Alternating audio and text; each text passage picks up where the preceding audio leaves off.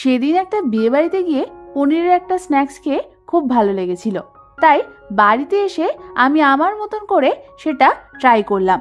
খেতে কিন্তু বিয়ে বাড়ির থেকেও ভালো হয়েছিল। তাই আজকে আমি ভাবলাম তোমাদের সাথে এই রেসিপিটা শেয়ার করি। এর নাম আমি দিয়েছি পনির চিজ স্টিক্স। বাইরের দিকটা মুচমুচে আর ভেতরে পনির আর চিজের এই কম্বিনেশনটা তোমাদেরও খুব ভালো লাগবে খেতে। বাই দ্য ওয়ে, আমি সুস্মিতা আর তোমরা দেখছো আমার চ্যানেল ইয়ামিস বাংলা। চলো রান্নাটা শুরু করা যাক। এই রান্নাটার জন্য আমি এখানে ছোট ছোট করে কাটা 200 গ্রাম মতো পনির নিয়ে নিয়েছি। এখানে আমাদের টোটাল পনির কিউব 30 খানা হয়েছে। এবার আমি এর মধ্যে দিয়ে দেব হাফ চামচ নুন আর হাফ চামচ পরিমাণ গোলমরিচের গুঁড়ো। নুন আর গোলমরিচ গুঁড়োটাকে পনিরের গায়ে আমাদের ভালো করে মাখিয়ে নিতে হবে। এবার অন্যদিকে আমি একটা বাটিতে নিয়ে নিয়েছি 10 টেবিল চামচ পরিমাণ ময়দা আর তার মধ্যে দিয়ে দেব 4 টেবিল চামচ কর্নফ্লাওয়ার।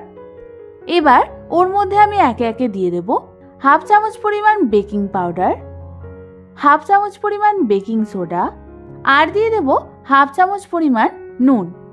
এবার প্রথমে সমস্ত ড্রাই ইনগ্রেডিয়েন্টসগুলোকে আমাদের ভালো করে মিশিয়ে নিতে হবে। ড্রাই ইনগ্রেডিয়েন্টসগুলো মেশানো হয়ে গেলে এবার এর মধ্যে আমি অল্প অল্প করে জল দিয়ে এটার একটা স্মুথ ব্যাটার তৈরি করে নেব। আমাদের কিন্তু ব্যাটারের কনসিস্টেন্সিটা ঠিক এরকম একটু ঠিক থাকবে। এবার এর মধ্যে আমি দিয়ে দেব 1 টেবিল চামচ পরিমাণ গলানো বাটার। বাটারটা দেওয়ার পর আমাদের ভালো মতো সমস্ত কিছু একবার মিশিয়ে নিতে হবে। তোমরা দেখো আমাদের ব্যাটারের কনসিস্টেন্সিটা কিন্তু ঠিক এরকম হবে। এবার এই ব্যাটারটাকে আমি রেস্ট হতে রেখে দেব আধ ঘন্টার জন্য।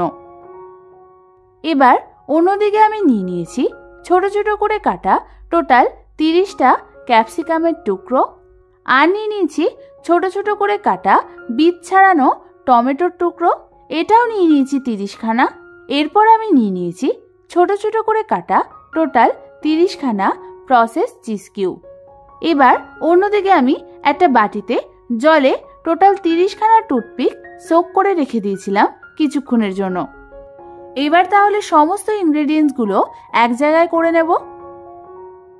তারপর প্রথমেই একটা টুথপিক নিয়ে নেব, তারপর ওর মধ্যে 1 টুকরো ক্যাপসিকাম গেঁথে নেব। ক্যাপসিকামের পর আমি ওর মধ্যে গাঁথবো 1 টুকরো পনির। পনিরের পর আমি ওর মধ্যে গেঁথে নেব 1 টুকরো চিজ কিউব।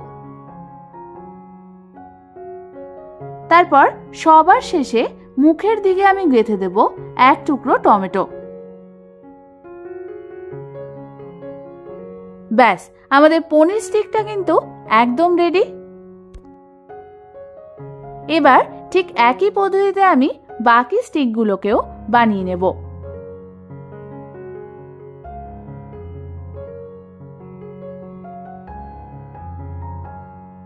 আমাদের টোটাল 30 খানা স্টিক তৈরি হয়ে গেছে।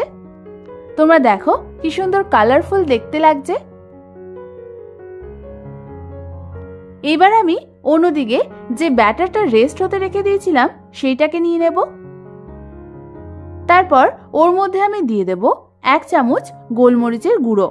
গোলমরিচ গুঁড়ো দেওয়ার পর ভালো করে আমাদের সমস্ত কিছু একবার মিশিয়ে নিতে হবে।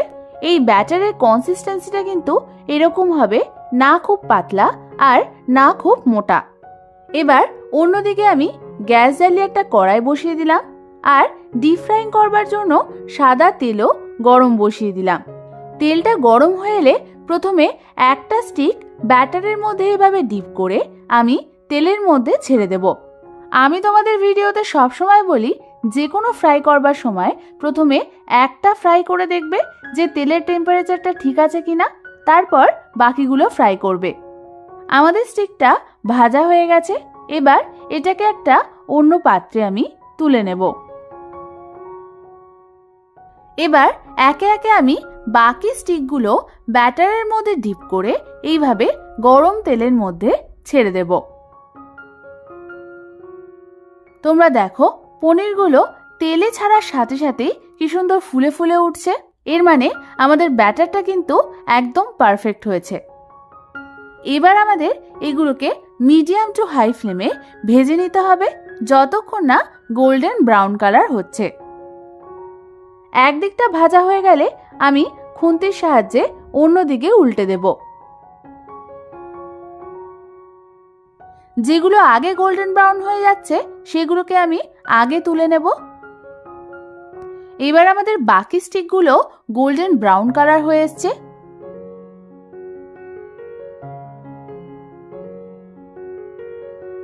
এগুলোকেও আমি একটা অন্য পাত্রে তুলে নেব।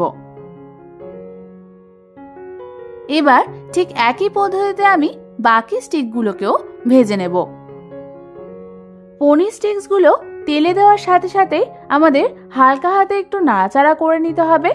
একদিকটা ভাজা হয়ে গেলে আমি খুন্তির সাহায্যে অন্য দিকটা উল্টে দেব। তোমাদের এখানে একটা কথা বলে রাখি, ব্যাটারের কনসিস্টেন্সিটা কিন্তু খুবই ইম্পর্টেন্ট। যদি ভালো মতো পনিরটা কোট না হয় তাহলে কিন্তু ভাজবার সময় ভেতরের চিজটা গলে বাইরে বেরিয়ে আসবে। আমাদের সমস্ত পনির স্টিক্সগুলো ভাজা হয়ে গেছে। এবার এগুলোকেও আমি একটা অন্য পাত্রে তুলে নেব। ব্যাস তৈরি হয়ে গেল আমাদের গরম গরম মুচমুচে পনির চিজ স্টিক্স। এবার শুধু ওপর দিয়ে চাট মশলা ছড়িয়ে দিতে হবে আর গরম গরম টমেটো সসের সাথে খেয়ে ফেলতে হবে। তাহলে আর দেরি কেন, এই দুর্দান্ত স্বাদের মুচমুচে পনিরের স্ন্যাক্সটা নিশ্চয়ই বাড়িতে ট্রাই করো। আমি হলপ করে বলতে পারি তোমাদের বাড়ির লোকের এই পনিরের স্ন্যাক্সটা দারুণ লাগবে। আর বাড়িতে ট্রাই করলে কিন্তু আমাকে কমেন্টস করে জানাতে একদম ভুলো না। আর এরকম ভালো ভালো আরো নতুন নতুন রেসিপি পেতে হলে আমার চ্যানেলটাকে সাবস্ক্রাইব করে নাও আর পাশে থাকা বেল আইকনটাও প্রেস করে দিও। আজ তাহলে পর্যন্তই, আমি আবার চলে আসবো তোমাদের কাছে নতুন কোনো রেসিপি নিয়ে।